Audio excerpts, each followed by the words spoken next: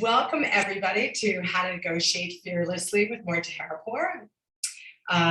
If you have any questions during our discussion, just put them in the chat. We'll be answering them later. I'm Pam Harris. I'm on the executive team at WAFFA. That is the Wharton Alumni Founders and Funders Association. We aim to connect, support, inspire, and celebrate our community. We love to see so many people here today, joining us today, and so many board members. I see Caitlin, Amy Peppers is helping me today. We're going to be speaking with Mori for about 45 minutes, then doing Q&A. So like I said, if you have any questions, put them in the chat. I am super thrilled to have Mori here with us. She's an old friend. We both used to, I worked in sports for a long time, and we met professionally. As you know, Mori is a globally recognized negotiation expert. She teaches negotiation and dispute resolution at Wharton, where she serves on the faculty of the Legal Studies and Business Ethics Department. She's a 7-time recipient of awards for excellence in teaching. 8. Okay, 8. You gotta update that. Students love her classes. I keep hearing this from everybody. Mori's featured in top business publications like ESPN, Forbes, Inc., NPR. I just read something you wrote about salary negotiation in Money magazine. Current and past clients include Fortune 100 companies, Goldman Sachs, UPS, Wells Fargo, and sports leagues like Major League Baseball, NFL, NBA. And you just published, well, not just this book, Bring Yourself, in March of 2020. And I think your paper book's coming back soon. So thank you so much for joining us today. Of course. I'm really excited to be here. And especially just having this conversation with you, it feels like going home. We haven't had time to actually connect in such a long time. So I'm thrilled to be here, and thanks everybody for being here. I know, it's so great. So what was it like? Okay, first of all, I'm so happy to read your book because I feel like I'm destined to be bad at negotiating. Like I've, been in sports for so long, and it always seemed like the toughest person in the room wins, right? Like nice guys finish last. And I always felt I was at such a disadvantage, but I was surprised when I read your book by how many people feel this way. And your book really changed the way I felt about being successful and what it would take to get me there to improve my skills. But first of all, just about the book, how long did it take you? What was it like to write a book? And then it launched in March of 2020. So what was that like? So it feels like it took forever, but really about a decade, I would say 10 years, but really about 4 years of that, I kind of fought writing a book. Never thought I'd do this, didn't ever sort of fancy myself to be an author. So it took that long. From the point when somebody had told me you should take what you do in a classroom and put it in a book, I was like, no, not me. Talk about the imposter syndrome of imposter syndromes, but no, not me. What else do I have to add to, the thousands of great books that are out there? So it took about 4 years of negotiating with myself, probably, until I really thought about, there are things that are missing. And there's certainly sort of the way that I look at negotiations, which is sort of unique. And I didn't see a lot of books that sort of captured the essence of negotiations the way I believe they should. And so that opened the space. And so from there on, it probably took me about a few years to just write the proposal. It was a strong proposal. It was a really sort of robust proposal. And when we sold the book, after that, it was actually a whole lot easier because we really just filled in the gaps and did a lot of interviews with students, and that was so much fun. So the hardest part was actually getting myself there, believe it or not. And once I did it, it wasn't really that bad, which is why I'm looking at book number 2, and I can't believe I'm even saying that right now. But it ended up being one long therapy session for me, to be honest with you, a lot of sort of self-reflection. And then, we launched it on just as the pandemic had gone into effect and everybody was on lockdown. So did that maybe help a little bit? Because people were open to listening to new things and maybe podcasts and, So you didn't have to like hustle, go on the road, or no? Not at all, not initially. Literally, Amazon was not delivering, right? That was that stage where warehouses were shut. The early stages of the pandemic, unless you're Michelle Obama and writing Belonging, basically, everybody else, those of us that launched at that time had a really difficult time because sort of traditional publishing was not made for that moment, right? There was a lot of sort of book tours, book events, live events. And so we all sort of were like, well, what do we do now?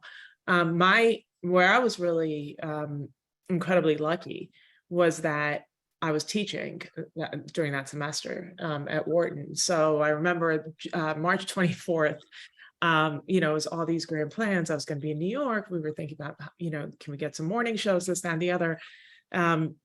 March 24th, and I wasn't going to have class. I actually taught. It was the very first class we had on basically not live, right? So until now, we were not used to it at that point. So the technology issues and all that, but we taught virtually that day. And it was probably the best thing ever, to be honest with you, just to see my students. And it was a really emotional class for all of us. We had thought, I think, for about a week, 2 weeks about all that we had lost. And that day it was the community that just was so helpful and beneficial to all of us. So we didn't know what to do, though. Most of us really who wrote books and they came out at that point, it was sort of a self-taught journey from there on.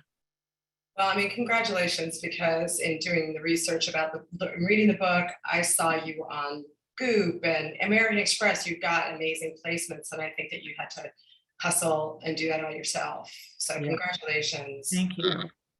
You talk about the classroom, and that was one thing when I read the book, I was actually really, really jealous, envious, because you talk about the classroom. So the way it's experiential and the way the class is set up, is students come, you give them a case, they leave in pairs and negotiate and then come back. And some come back quickly, some trickle back towards the end. But then you put up on the screen like how everybody's negotiation turned out. And like for us in our normal life, you just live with the consequences of what you got. You don't see all the other future use that could have happened. So what's that like for the students? Is that hard for them to see it? Or is it, it just seems like it would be so revealing. It's that which makes them crazy, right?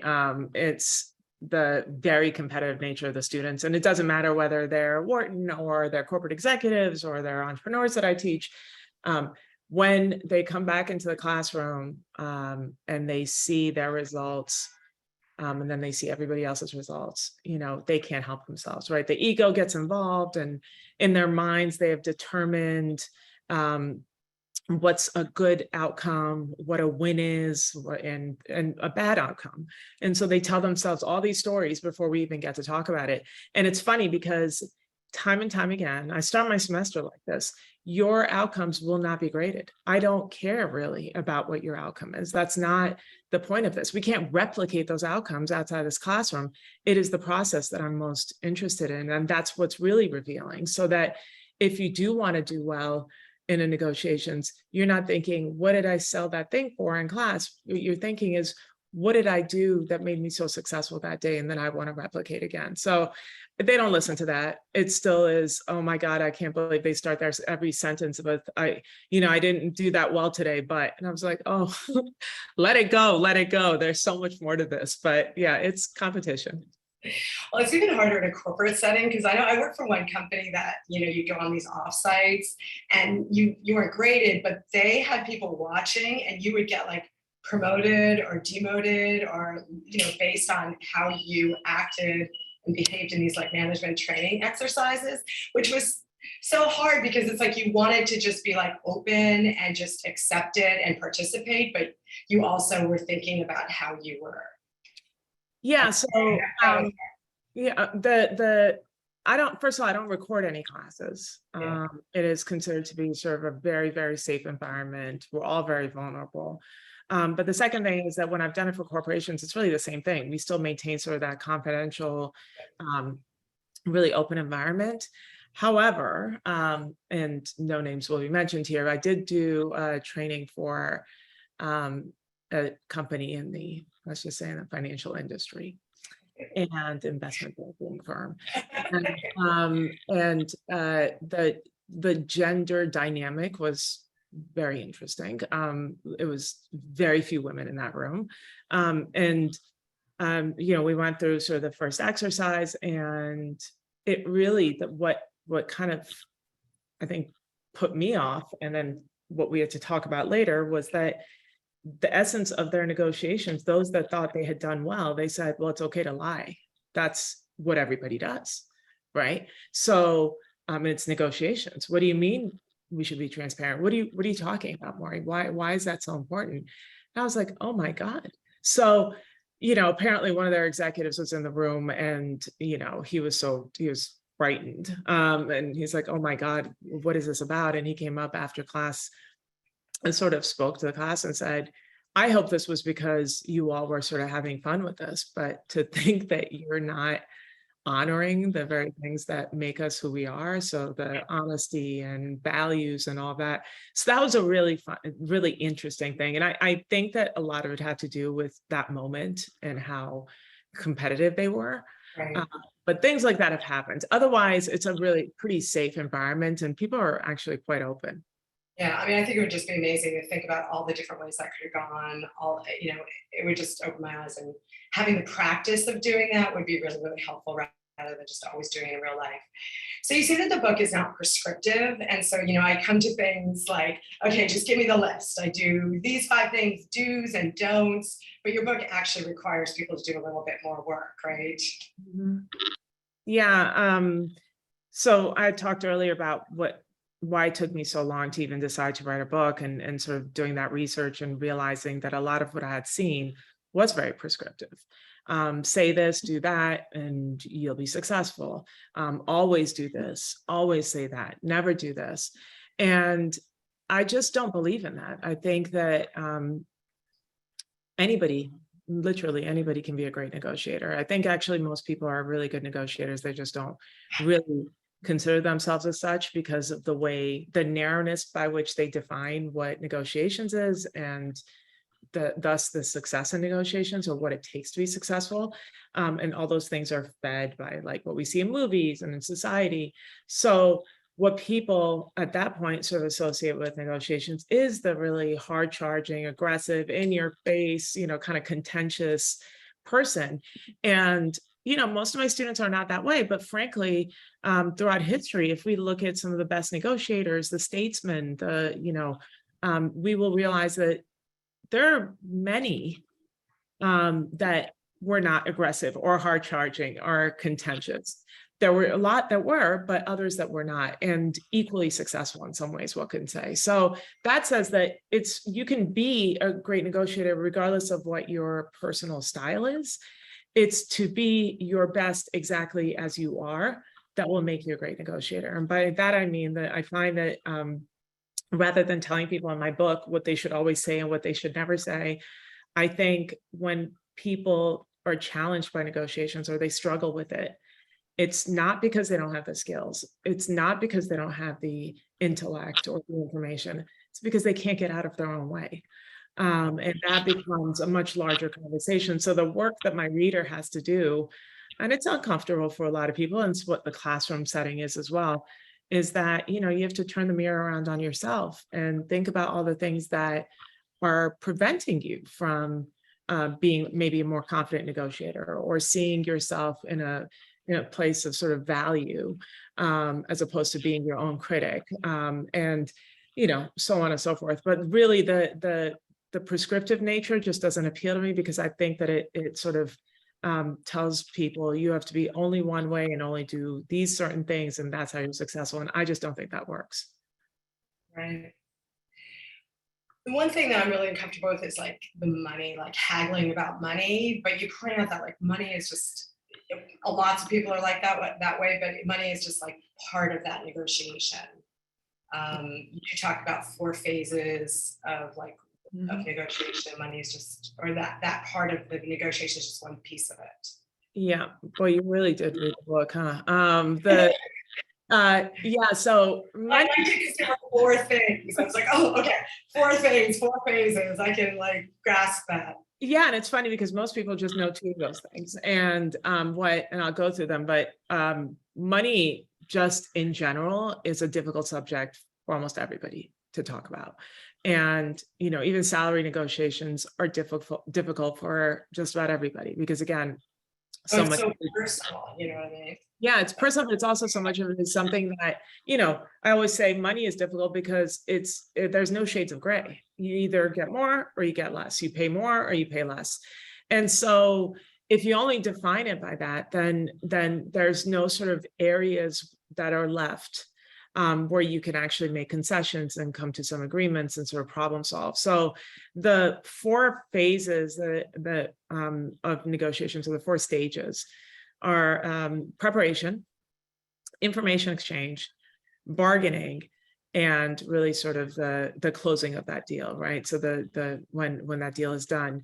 What most people know about is the negotiations phase, and a lot of people obviously define negotiations by really just the bargaining phase, which is that somebody, and the point at which bargaining begins is when somebody makes an opening offer. So either you've prepared, and then when you walk in, that's when your negotiations begins. Whereas really that information exchange phase, which is in between preparation and bargaining, is, in my mind, I don't want to say more important than preparation, but certainly as important, because I feel like they go hand in hand. And information exchange is everything. It really is the beauty of the process. It's sort of that getting to know somebody phase, and if it's somebody that you already know, sort of being very intentional about this conversation and sort of clearing out the noise and sitting down and sort of really getting to know one another or talk to one another. By the way, if you already know somebody, studies show us that they're the people that we're least curious about. So curiosity is a really big part of this, right? I think the best negotiators are incredibly curious. They're empathetic, and really are so focused on learning more about their counterpart, so that when it does come time to do the bargaining, which, by the way, could be another day, it could be another week.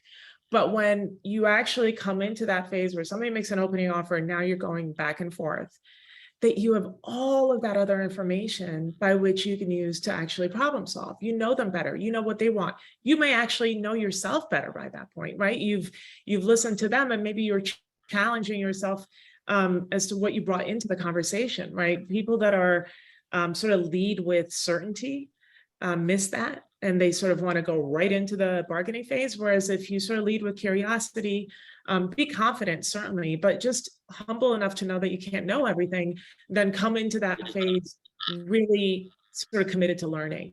And then I think negotiations becomes something that's actually quite elegant and dare I say enjoyable, because it's a process of either getting to know somebody that you don't know or fostering a relationship that already exists.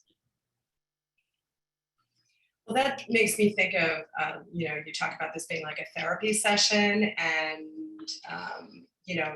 that idea of being a people pleaser and that being almost like a negative in negotiating, of just not wanting to make someone else uncomfortable. So you just like give up whatever it is. But it seems that maybe people pleasing helps in that sort of like getting to know people stage. Yeah, it's an educational phase. So, if you are a business owner, or if you're a founder, and you're talking to people that may be interested in your business, or stakeholders and such, that's the process by which you are educating others. And that's when you're learning about them. So it's really sort of this back and forth, if you will. What people don't know, they can sort of, again, fill in the blanks for, right? So if you want to be the person who owns your narrative, this is the point at which you are telling your story. Well before any numbers are discussed, well before any proposals are put on the table, right? And we are a very impatient and efficient society, right? So we want to go in and boom, boom, boom, boom, hi, my name is Mori, how much, kind of thing, right? And everything else feels like it's a sort of a waste of our time. And I hear this from students, especially entrepreneurs, where they're like, I don't know, that increases the sales cycle. Like, can I afford to do that? And my answer is always yes, because what you may have even imagined may not have been enough. Your goal can maybe even be bigger once you actually know who's sitting across the table from you, and maybe what you had thought their limits would be, they actually have spoken to and sort of erase those things, right? So you're learning the entire time. You're not doing anything that's transactional yet. This is sort of when small talk is really important. This is when curiosity is really important. It's you can probably see it as I'm speaking. It is probably the reason why I teach this course, and it's probably why I love it so much, because it's all about human connections and the power of those connections. People pleasers. You want me to talk to them? Okay. It's not such a bad thing sometimes. Right. So I did not forget. It's funny, when you write a book, people always say you never know, you can never determine what's going to be the most popular chapter of your book, right? What people are going to be most drawn to. That is the chapter in the book that people are most drawn to. And I hear it, you know, man, woman, undergrad, executive, it doesn't matter. And everybody sort of reads this chapter going into it thinking, yes, I'm a people pleaser, people have taken advantage of me, or I have no backbone, or, you know, on and on and on. And thus I'm probably a really horrible negotiator. Well, the truth is that looking on the good side of things, right? And most of us are people pleasers. I'm a people pleaser. The best part of a people pleaser is actually they have attributes that we look for in skilled negotiators, right? So high level of emotional intelligence, the ability to really focus on somebody, to understand their interests and their needs, emotional intelligence, active listening skills, empathy, problem solving. Like, these are the skills that people pleasers oftentimes have very naturally. Then what works against people pleasers and where the challenge comes in is that all those things that you exercise on other people, the empathy, the curiosity, the being focused on them, those are all the things that you won't do for yourself. Right. And so by nature, people pleasers often think that if they sort of advocate for themselves, that means that there's necessarily going to be some kind of conflict. And that comes from this understanding and misunderstanding, I should say, that if somebody gets more, the other person has to get less, as opposed to if somebody gets more, the other person may get more too. It's just two different things. And they're sort of creating this puzzle that they're solving. So if people pleasers could learn to sort of stand in their power and really advocate for themselves and understand that they can't be empty, right? They can't be physically, emotionally empty, spiritually empty. If their real desire is to make those around them feel whole and satisfied, you have to be whole, right? And so to allow yourself that space and advocate for yourself and know that doesn't leave somebody else out of the conversation, I think is probably the most important thing. But I think they have all the likings of being great negotiators. I can see how your class turns into a therapy session. I was getting like a little emotional. Like, I could see people really like thinking, I didn't think a Wharton Business School class was gonna, you know, take me here. Yeah, they are not expecting that when they come in. There's also that fear of rejection of somebody saying no. And, you know, you made some points about like when you finish an email with something like, you know, you say like, oh, if it doesn't work for you, I understand, or this is of course negotiable. We start to back out from the get-go because we're so scared that someone's going to say no. And you talk about someone who just made it a point to get a no every day. I thought that was a really good idea because we're really scared. I think a lot of people are really scared of that or don't like to hear it. Yeah, so much power that we put into this 2-letter word. And it's like so debilitating. The fear of it is so debilitating for people. And the truth is that in a no, right, when people say no to you, if you have the ability to actually ask why that didn't work, and understand the reasons why maybe that wasn't the right path for them, but there could be something else, then a no is sort of chock full of information, right? And you can come back the next time and you can maybe change certain things, or even at that moment, ask for something else because you've prepared for a variety of different asks. we call those positions, right? There's all these different things that you can maybe ask for instead. And all the while, every time they say no, okay, that doesn't work, then let's try something else. The truth is, people are not rejecting you. They're just rejecting that particular thing. That didn't work for them, right? But we take it so personally. It's a personal rejection. So the minute you write in an email, this is negotiable, by the way, everybody knows that, right? So you don't need to like send smoke signals. People will know it is negotiable, right? So you put out an offer, they can come back. But it's the fear and the sort of this devastation that we feel when somebody says no to us, because we take it as a personal rejection, that gives that word so much power. I frankly think a yes without a whole lot of information associated with it is hard to replicate. It could have just been a good day. It could have been a good ask, but those things we can't really learn from unless you say, you know, what made that so appealing to you, or what made this work for you? A no with questions can be really, really important. And you know, if you pay attention to that, it could actually make the negotiations a far better sort of opportunity for you in perpetuity, as opposed to not knowing why this person said yes today. Right, right, right.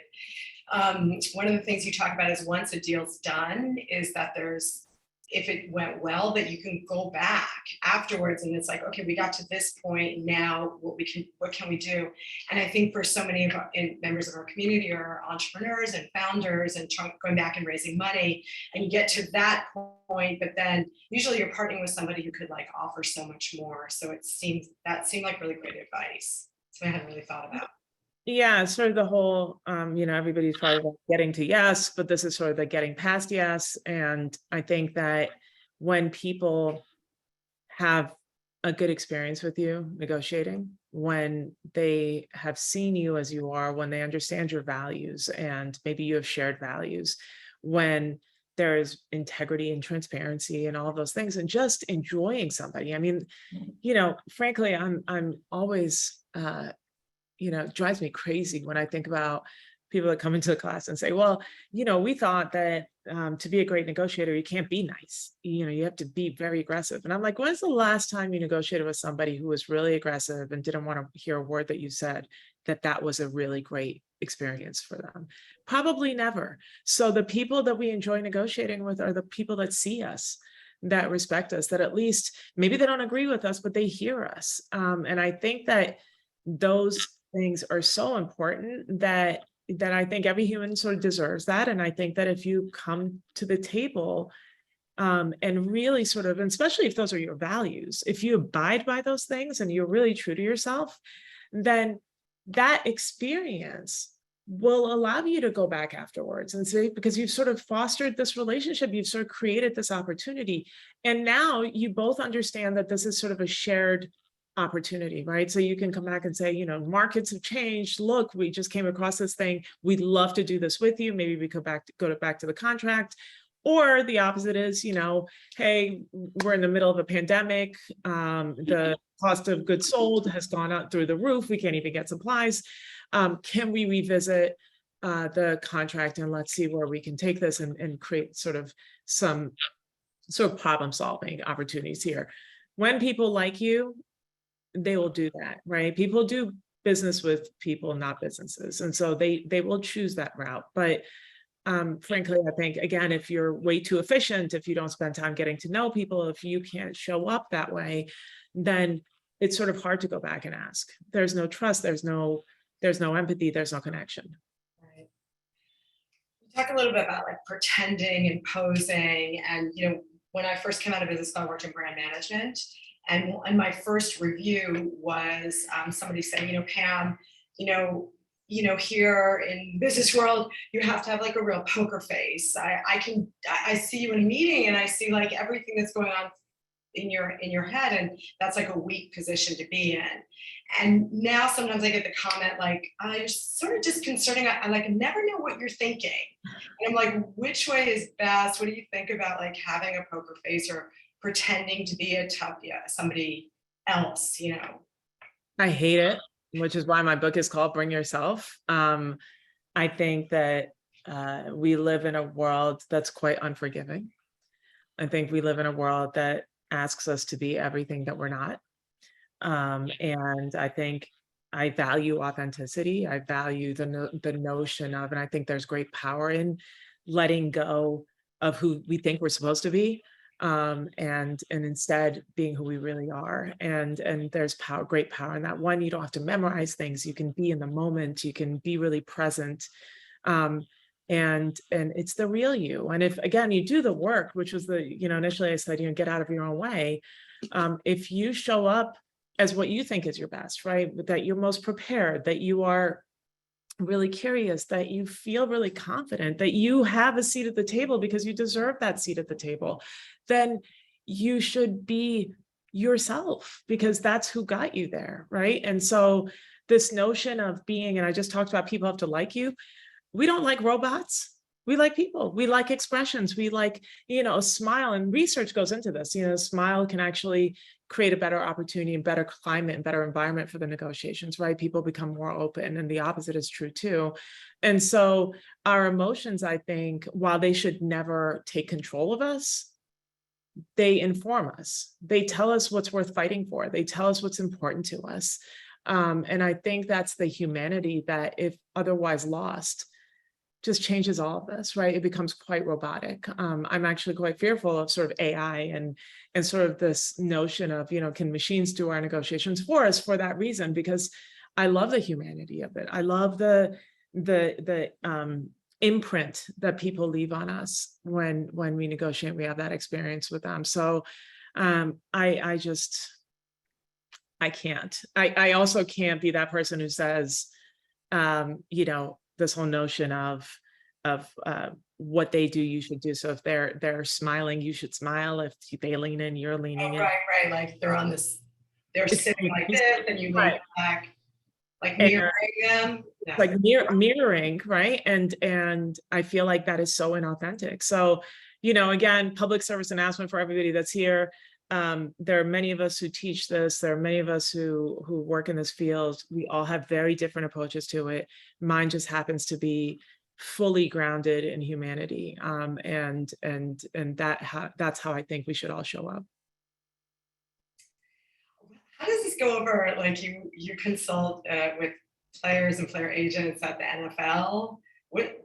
That to me is like the quintessential, like, Jerry Maguire, tough sports agents, like players, very aggressive, very tough.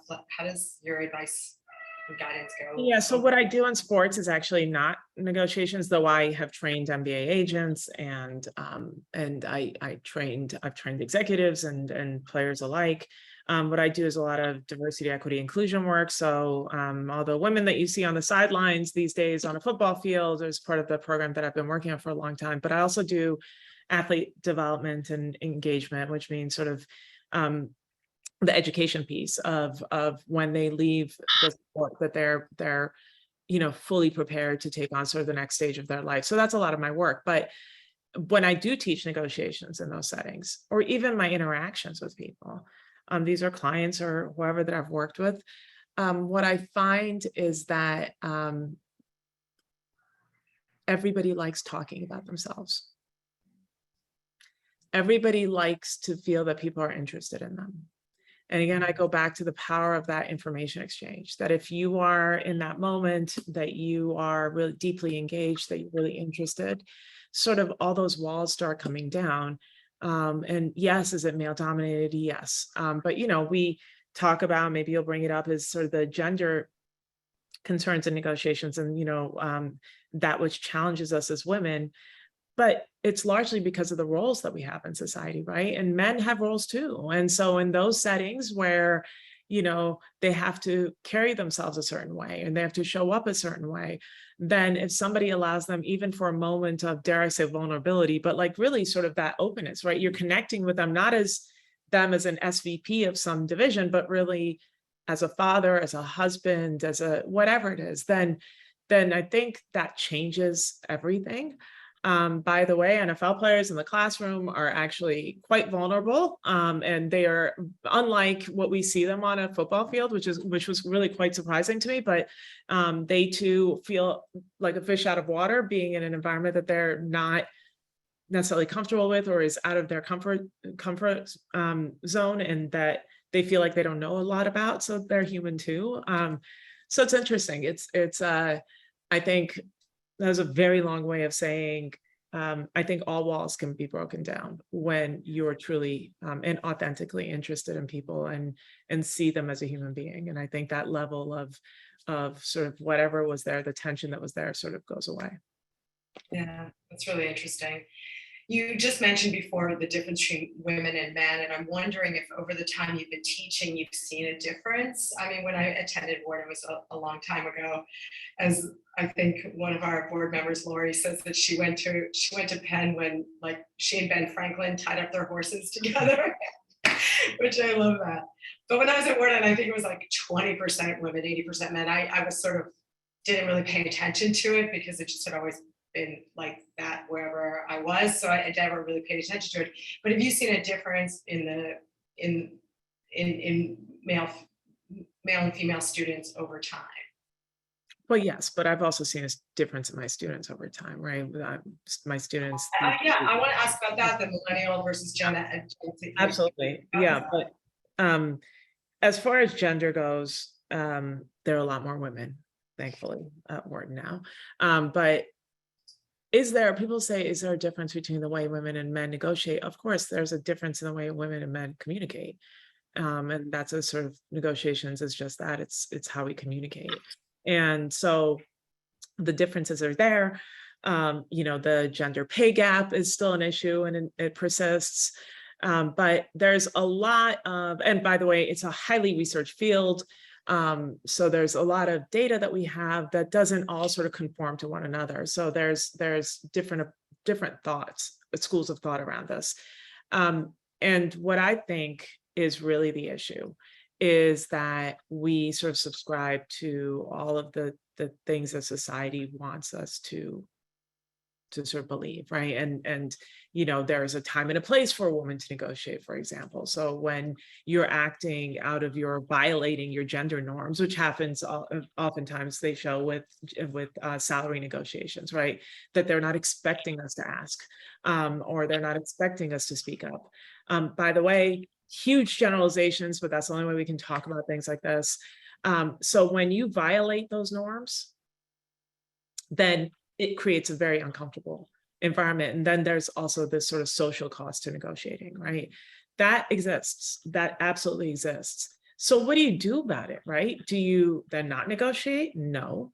Do you then, and I think this is a really, really big problem, is that it affects women's confidence first and foremost.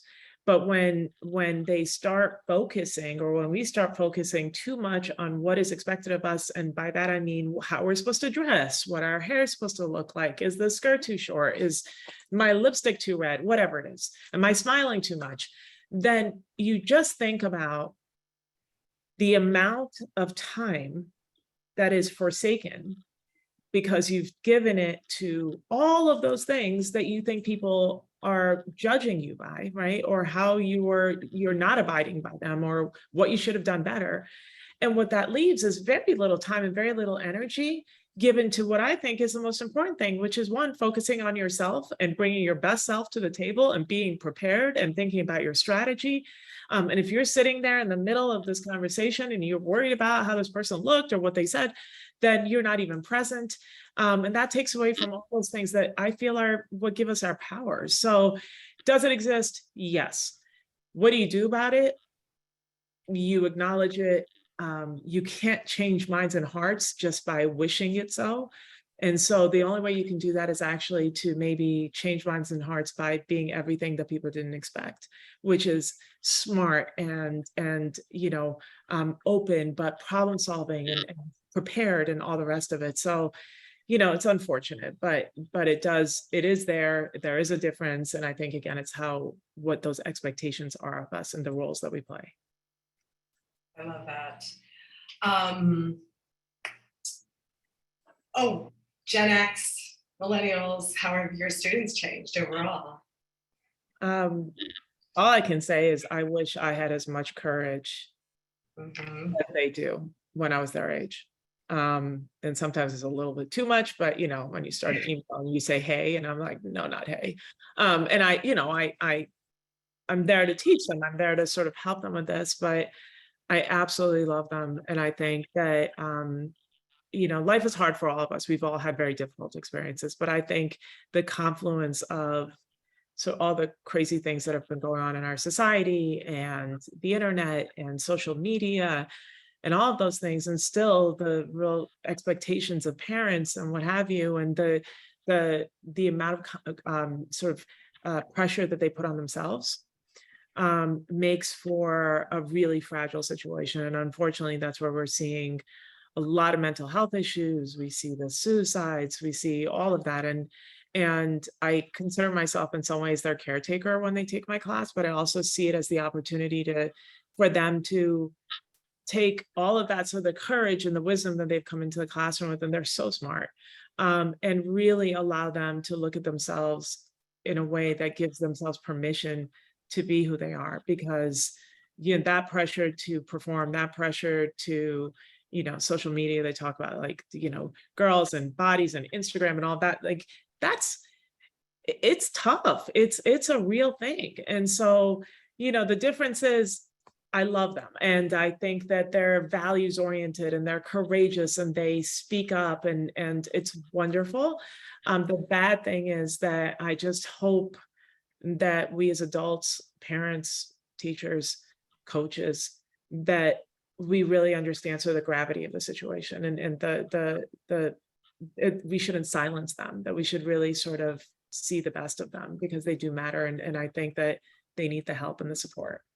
Yeah, I have a lot of friends in very senior leadership positions, and they express without, while they might be empathetic people, they're trying to like run a company, and now this whole like remote hybrid situation, and a lot of young people who, like you say, feel like they have a lot more power than I ever thought I ever could have. And I think it's like, I think leadership really, we need a lot of training so that people can not just say, like, I think some investment banks are like, you're coming back to work and this is how it is, and going back to the way it was.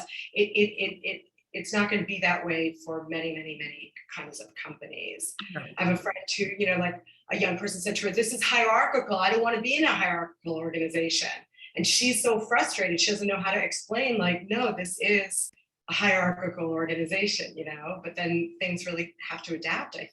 Right. Or this isn't the right organization for you. And I think like that's some of the conversations that we have is really understand the kind of culture that appeals to you, because you cannot change Goldman Sachs or, these institutional organizations where the culture is really important. But again, that takes some understanding of who they are, but to also understand that there are norms, that there's an expectation of you. And so I'm not saying everything about it is positive, but all those things, I feel like a lot of people don't know at that age anyway. And so you have to help them and allow them to sort of understand. And if they can't, and that's not for them, then they have to find their own way. But yeah, challenges are there. I'm just more worried. I think they live really lonely lives, a lot of them. And I just think we should take note. Yeah, it's really nice that you say that you found yourself to be almost a caretaker when they come to your class. It's really kind, really like special. I can see why people love taking your class so much. And eight. Okay, before we go to questions, because we have a lot of them, I want to hear about your next book. But before that, I want to make sure people don't forget to sign up for your newsletter. And how would they do that?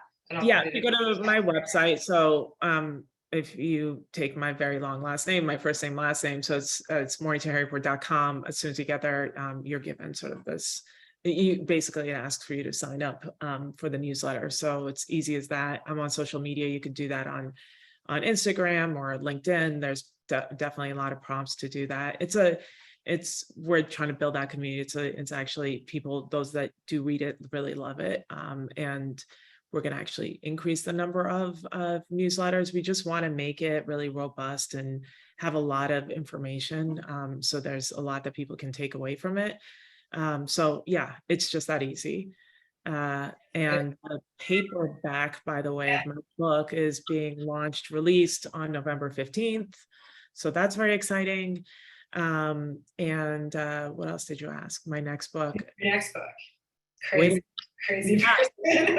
All I can really say about it is that it will read in a way that sort of, it should have been written almost before Bring Yourself. It won't be solely negotiations focused. It's much more focused on sort of the challenges that we all face. Things like not knowing our value and imposter syndrome and those kinds of things that I think, again, you have to deal with the housekeeping, that you have to deal with the emotional baggage that we have before you can even get to that point of Bring Yourself. So it'll be shorter, I hope.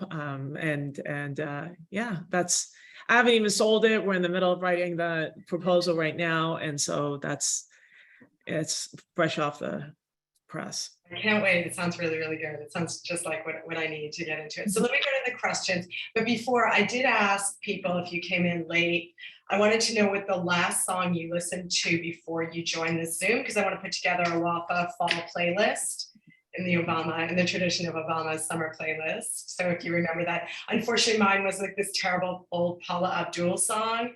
And I hope it doesn't get into your head like it's in mine. What song? I have to know. Straight up. I did it. It's a classic. Earworm. I don't know why. I don't know where I was. Okay, so the first question was, could you share some of the tools and strategy you've employed to gain greater self-awareness? And for those of us who are more private or introvert, is there a way to bring ourselves to a business discussion that doesn't get mistaken as being guarded? Interesting. So believe it or not, I am an introvert. Believe it or not, I was frightened, paralyzed by the notion of standing in front of even 6 people and speaking publicly, or I probably couldn't even read a page out of a book. All that has obviously changed. And it's probably, now what I do, it could be 1,000 people, it could be 25 people, it doesn't matter.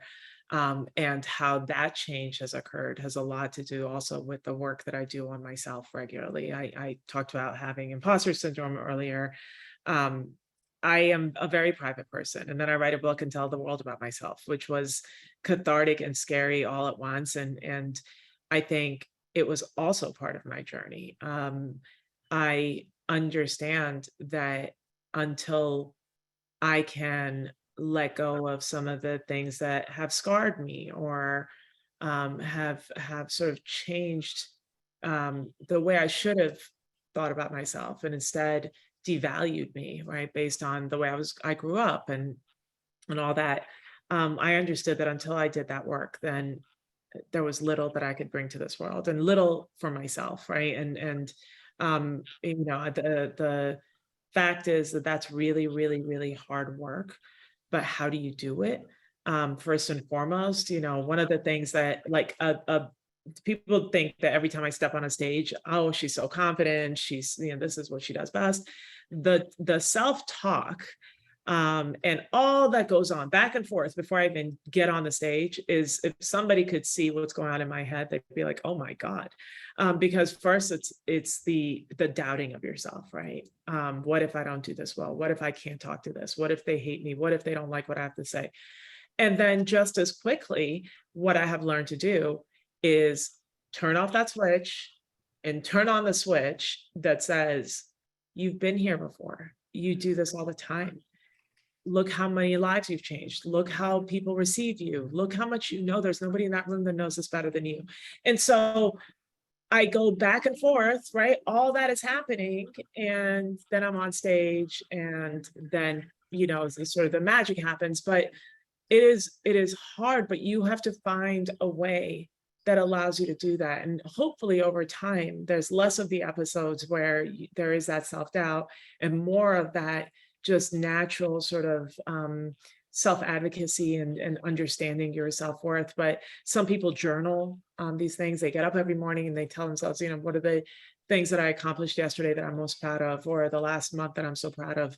But it's very intentional, and it's very difficult, but absolutely, absolutely necessary. And I think that it takes time. If you feel like you're struggling with this is probably more important than anything else, because if we don't love ourselves, we can't love other people. If we don't treat ourselves well, how are other people supposed to treat us?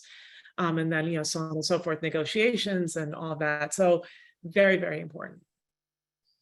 It's a great answer. It's so incredible when I hear about people that have this. I feel like we look at you from the outside and you just come off, that it seems so easy and you're so confident, but then to hear that people that struggle with that is really incredible. In a lot of corporate situations, the negotiation process, starting with bargaining, when a proposal, for instance, has been presented, takes months or sometimes even years to close a deal. In these longer cycles, what are some tips or guidance you have to move it along potentially faster? Yeah, I mean, patience is definitely a virtue, because a lot happens in those spaces where you're actually not speaking. And so to understand why there's been so much time taken, right? Is there something that's happening on the other side that you weren't aware of? Maybe there are some challenges in their unit, in their department, or people have left, or whatever it is. So to not assume that people are just putting you off is really important, and to ask the questions, to at least have the patience and the understanding to try to figure out what's happening, right? Then, that's the great scenario. The complete opposite of that is when people use that as a strategy, and they then want to see how desperate you are to make this deal, and that you're sort of pushing for that, as opposed to, hey, just checking on you, but when are we going to get this answer? We have a deadline by, all that is showing that maybe your leverage is sort of starting to drop, and theirs is obviously at the same time going up. So I think there's there's everything in the middle, but these two sort of circumstances show that there could be a whole lot of reasons why this is happening. And by the way, if somebody is just kind of dragging you along, and this is how they're playing this sort of game, then you're sort of learning a lot about them in that process, right? They're showing you things about themselves, right? If this is going to be a long-term relationship, is that who you want to be working with? Is this, what are the values here? What are the challenges that will come up after the fact if this deal is done in terms of communication? So you're learning a lot in that process. I think you just have to sort of check yourself and ensure that it's not just your need to get this deal done, but it's really sort of you're a part of this process. That's great advice. Here's a great question. Has the current political climate changed the way you negotiate, or are there things we should know when negotiating with someone across the table who is visibly at an extreme end of a political spectrum? God, yes. The last chapter of Bring Yourself was called basically how negotiations can basically save democracy. Yeah, so I want to say that I love negotiations. I love the sort of the debate, but not to be right, but really to learn. And I sort of miss those days of being able to hear people's perspectives that were different than mine, and then not escalating in sort of all out war. I miss that. I feel like those conversations made me smarter. And I think there's, like I said earlier, we live in a very unforgiving society. And, the thing that makes negotiations it's really difficult, if not impossible, is when, there's now something besides just facts that you have to consider. Like I can talk to you about facts, and maybe there are facts that I don't know. You tell me facts, and facts are facts. But when there are these other things that are brought in here that my truth and your truth are so completely different that this makes for a very difficult conversation. So all that is very new, and unfortunately it doesn't seem to be going away. So what do we do? I think that there are conversations you don't want to have, especially in that business setting. especially if you know that there's going to be escalation, and you sort of stay away from those things. I think it happens in families too. I think there's been a lot of um, fractures that were created in divisions that were created in families because they couldn't have those conversations. But what I've thought about this a lot is that how often do I go into those conversations? How often do we go into those conversations with the sole purpose of changing somebody's mind? And I think that's where it all goes wrong, because I don't necessarily have to change your mind. I just need you to understand me.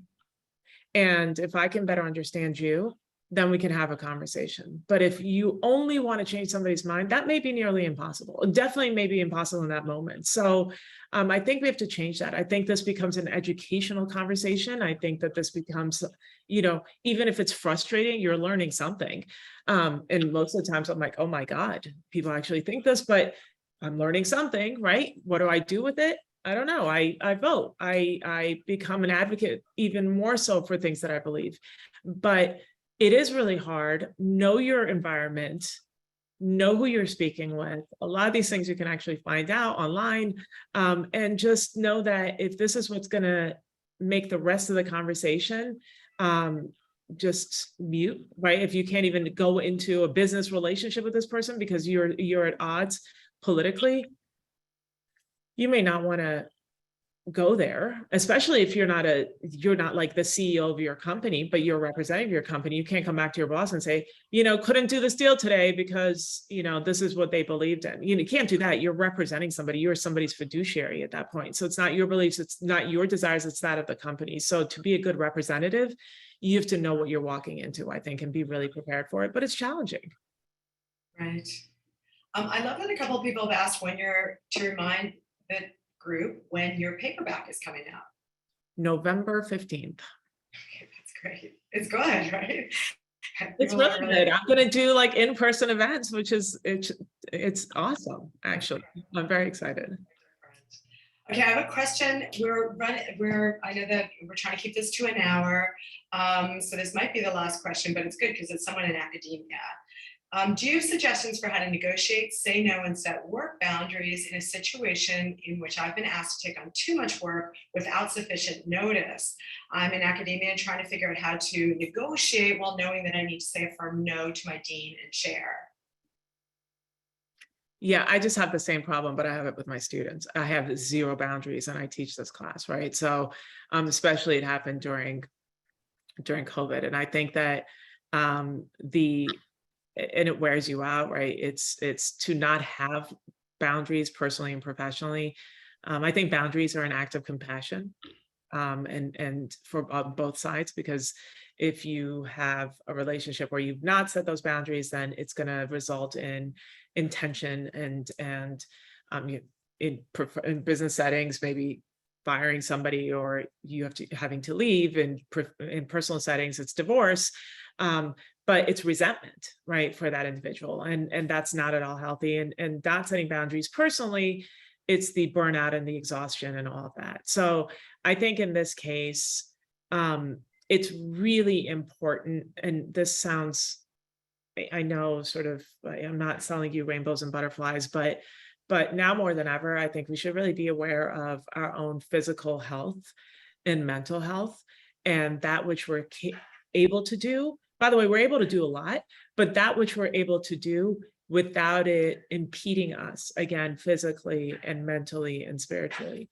So the conversation, I think, oftentimes has to be, it starts with, how are you going to be functioning at your best, right? And if the limitations are such that you're taking on too much, that it's not allowing you to innovate or, think about new cases or think whatever it is, then I think the reason why I say it's an act of compassion is you have to be compassionate to yourself and know that the courage to be able to set a boundary and abide by it is really important, because we all should have non-negotiables. And I think that conversation with the dean, you may also be making up a lot of things in your head. So you want to also make sure that that's not based on now sort of what you're maybe fearful of, or where you think the tension is going to be. You're going to have to do it. But I think spend a little bit more time understanding what it is that you want to do for yourself, and let it go across all aspects of you. Again, mentally, spiritually, your health matters, how you show up matters. And so I think it's complicated. And as an academic, I swear I struggle with this. I did it during COVID. I would teach. My classes are 3 hours. My students would be there 6.5 hours later. I swear to God, I never thought this phenomenon was even possible. They would not leave, and I wouldn't leave. And so it's dark, it's after dinner. I'm like, don't you all have to eat? But it was community. So we just sat there, and I sat there, and it was for the love of what I did. I was completely exhausted. So, we have to understand what those boundaries are, and I think abide by them. Wow. You need to do a book about setting boundaries, like on its own. That's actually the subject of my newsletter for October. Oh, okay. That's great. That's really, somebody said, I listened to your book and loved it. I'm curious, did you do the audio? Did you read it?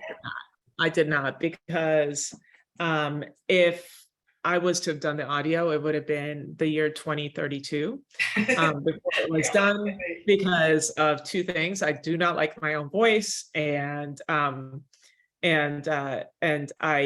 it's a very, very, very difficult thing to do, as I've been told. And so, no, I did not do the audio. She is actually, Mojan is a actress in Hollywood. She had asked to do it herself. And so when they called me, they said, somebody's interested in doing your audio, before they finished the sentence, I was like, sure. They're like, don't you want to know who it is? I was like, oh, sure. Tell me. And she's wonderful. And I think the fact that she's an actress makes it really beautiful. I mean, she does a really, really great job. It happens to be that she's an Iranian American. It happens to be, I think, that she went to Barnard undergrad. So we have these similarities, but I haven't spoken to her, but she saved my life in ways that she probably doesn't even know. So yes, she did the audio. I did not, but it's great. That's such a great story. Mori, it's been just such a pleasure, and so great to spend an hour with you on the phone, and for everybody here. I'm going to, I'll get a copy of the chat, and we'll do and join Mori's newsletter, get the book. Maybe we'll have you on again. I loved it so much. Thank you very much for everything. Pam, you were awesome. Thank you for everybody being here. This was a really big group. I appreciate it. I appreciate the time. Yeah, hopefully there'll be a next time. Get the newsletter, get the book, and see you maybe, next go around. Maybe in person. Oh, fantastic. Okay, bye everybody. Thank you so much. Bye-bye. Bye. Thanks, Mori.